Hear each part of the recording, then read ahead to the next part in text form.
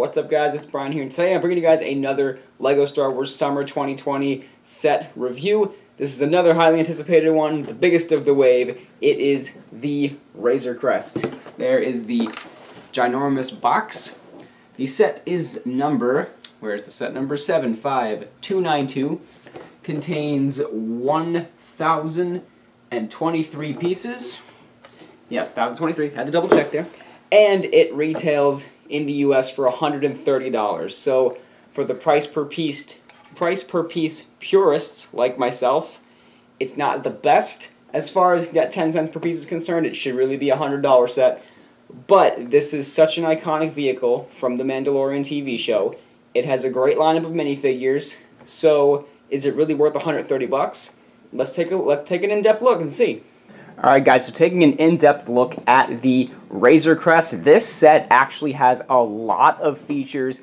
I'm very, very happy with the amount of playability that they packed into this thing, as well as the ability to modify it if you want and put more stuff on the interior. There's a lot of interior space that can all be used for fun play purposes. So let's go through each of these features. We're going to start up front with the cockpit. This is a printed piece. This is the only printed piece you see in the set. The rest of everything else is a sticker. You grab this little handle and kind of pull it out. It clips in kind of funky. It has this one little clip that goes, this like bar clip that goes into this more Technic clip. It just kind of like sits inside of it, and it holds it very nicely and doesn't give you too much resistance when you pull it out, so that's pretty good. It's got two red minifigure chairs. I kind of wish they did a dark red because the red just sticks out like a sore thumb in my opinion. A little control panel that we've all seen before, but it does have space to comfortably seat two minifigures.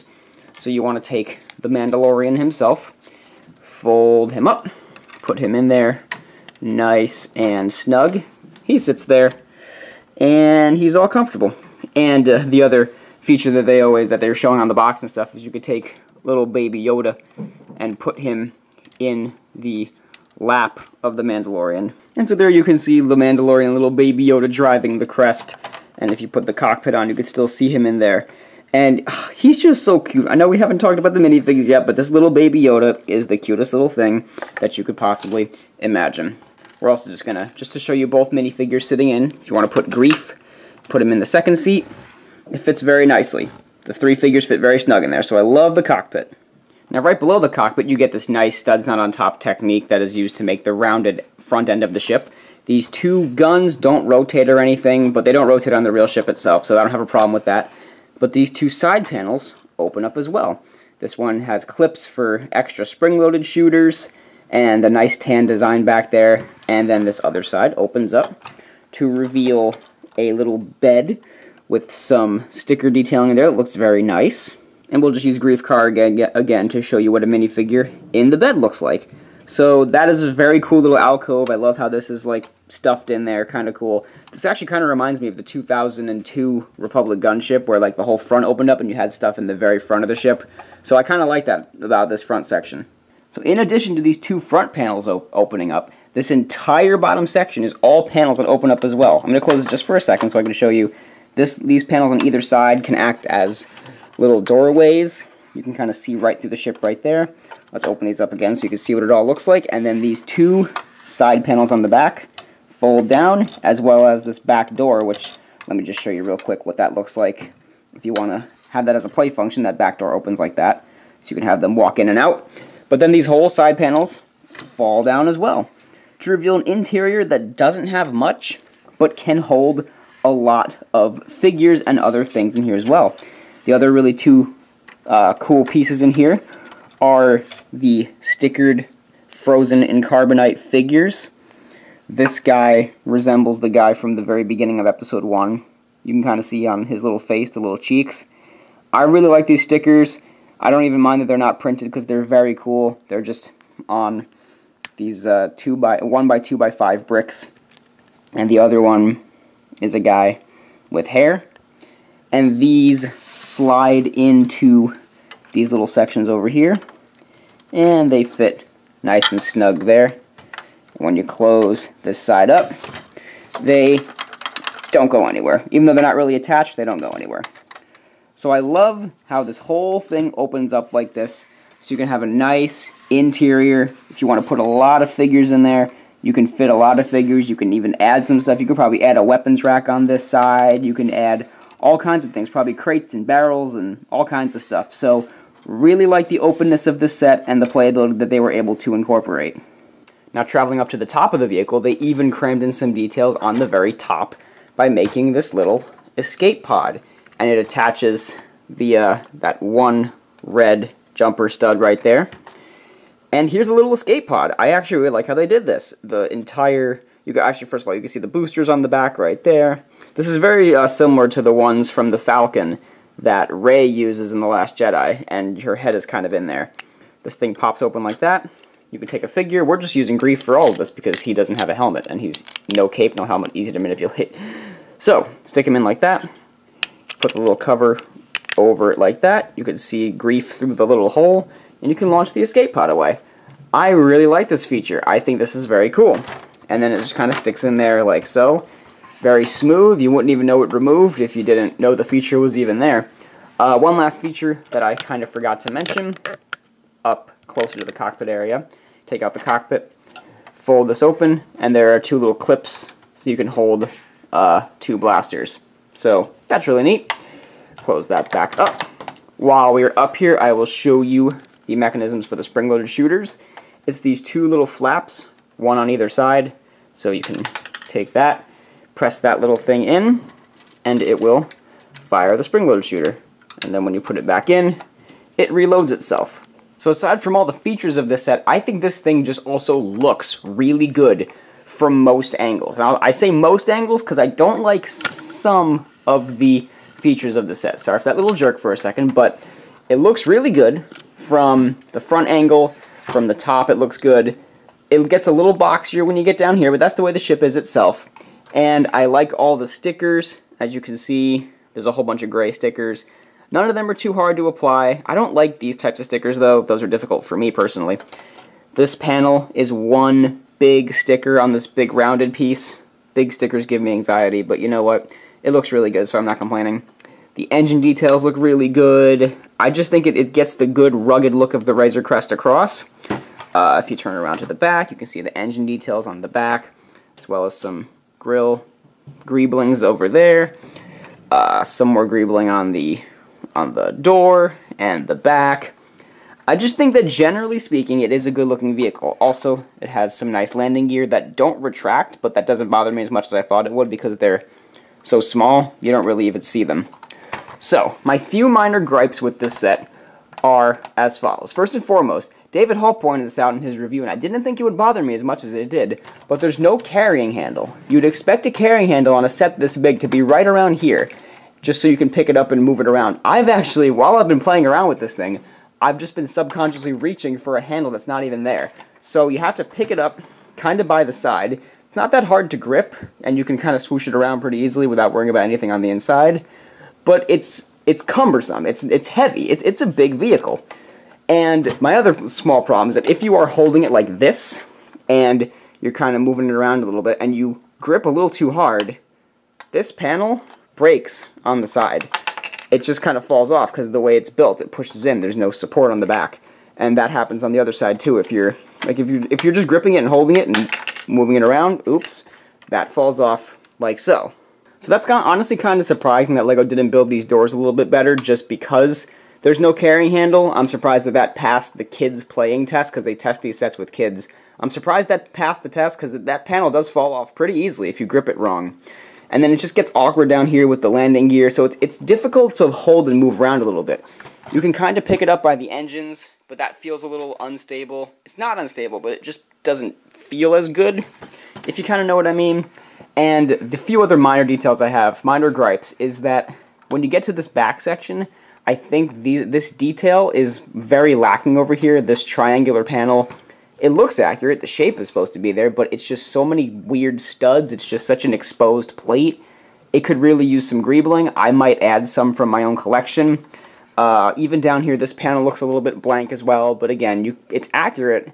It just looks, I don't know, kind of naked. You can't really add anything there. And the other side as well, that triangle panel just looks kind of out of place. But other than that, those are just minor gripes. Minor, fixable gripes. The carrying handle, just be careful with these doors over here. And you can carry it around and swoosh it around, and It's a well-built set, but just a few minor complaints. Other than that, it's a great vehicle, but it has even better minifigures. Let's take a look at those figures. So the set does come with 5 characters. 3 of them are minifigures, one of them's a droid, and one of them's obviously Baby Yoda. But the first one we're going to start out with is a minifigure that I'm surprised to see in this set, but I'm happy he's here. The brand new Scout Trooper.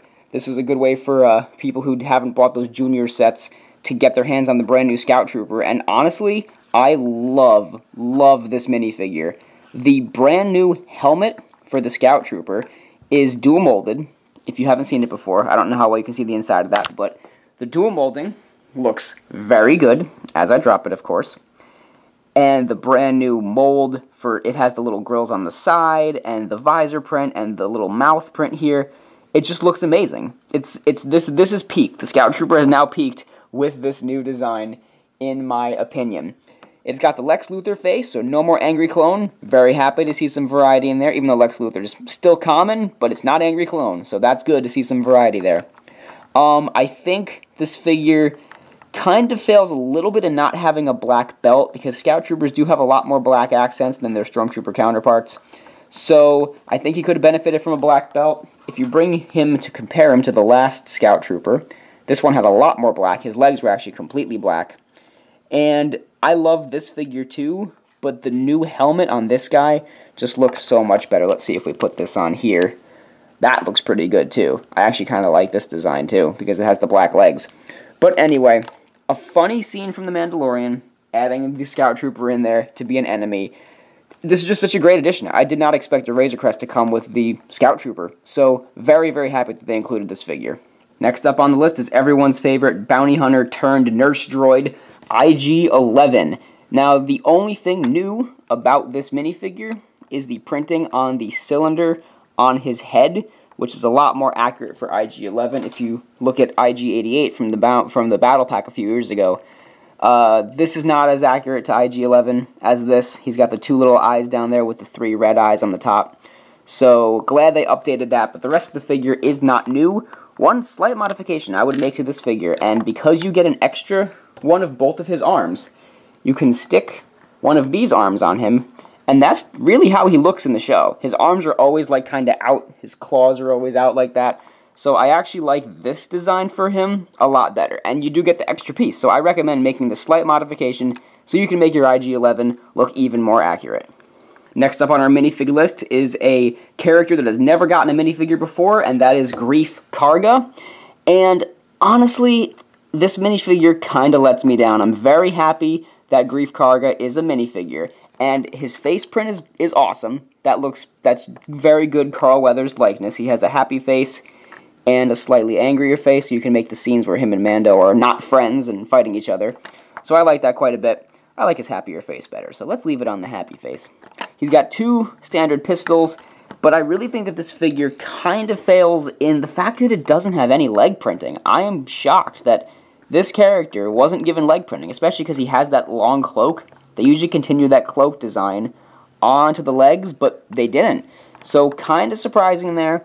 He does have some back printing. The printing we get is cool. I just wish there was more on his legs. I also think that he could have benefited from a cape. I'm taking one of the capes from the Mandalorian Battle Pack and putting it on him now. This is actually the first time I'm seeing this too.